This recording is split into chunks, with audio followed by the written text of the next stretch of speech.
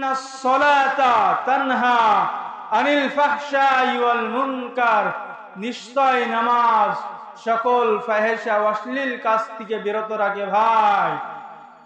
এভাবে বিরত রাখে ভাই। কেমনে বিরত রাখে ভাই? আমরা যদি মানুষ দেখানোর জন্য ইবাদত করি, বন্দেগি করি, সেই বন্দেগি ভাই কোনদিন আল্লাহ দরবারে কবুল হবে না।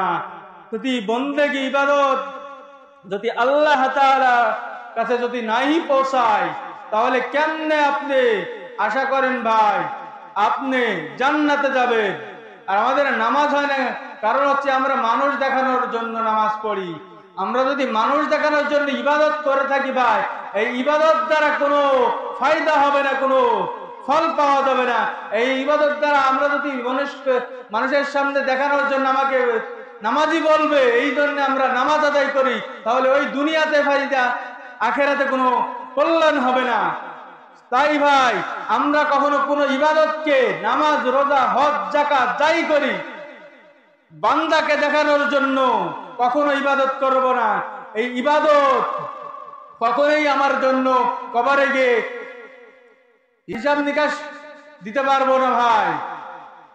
যদি আমরা মানুষ দেখানোর জন্য ইবাদত করি, ওই ইবাদত আল্লাহ তাআলার জন্য হয় না, ওই ইবাদত হয়ে যায় শিরিক হয়ে যায়। ওই ইবাদতই তখন আপনার আল্লাহ আমাকে আদায় করেছে তোমারও খুশি রাজি এবং খুশি করার জন্য নাই। তোমার বান্দাদের এটা চেয়েছে যে দুনিয়াতে তাকে নামাজি বলবে, হাজি বলবে, বড় দানবীর বলবে, এই জন্য দান করেছে, নামাজ পড়েছে ভাই। যেহেতু ভাই আমাদেরকে মৃত্যু একদিন বরণ করতে হবে, কুল্লু নাফসিন যায়িকাতুল মাউত সুম্মা ইলাইনা তুরজাউন, যেহেতু আমাদেরকে একদিন মৃত্যুর পেয়ালা পান করতেই হবে, এজন্য ভাই সময় থাকতে সময়ের মর্যাদা দিয়ে ভাই, ও যুবক ভাই তুমি বলছো আমি মৃত্যুবরণ করব বৃদ্ধ হলে, তাহলে অনেক যুবক ছেলে কখনোই রোডে অ্যাক্সিডেন্ট হয়ে ঘুমের মধ্যে পানিতে ডুবে আগুনে পুড়ে মৃত্যুবরণ করতো না ভাই। মৃত্যুর যদি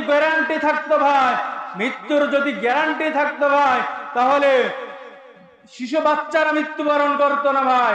মৃত্যুর কোনো গ্যারান্টি না ভাই। সময় থাকতে সময়ের মর্যাদা দাও, যেমনই ভাবে দাঁত থাকতে দাঁতের মর্যাদা দেওয়ার কথা বলা হয়।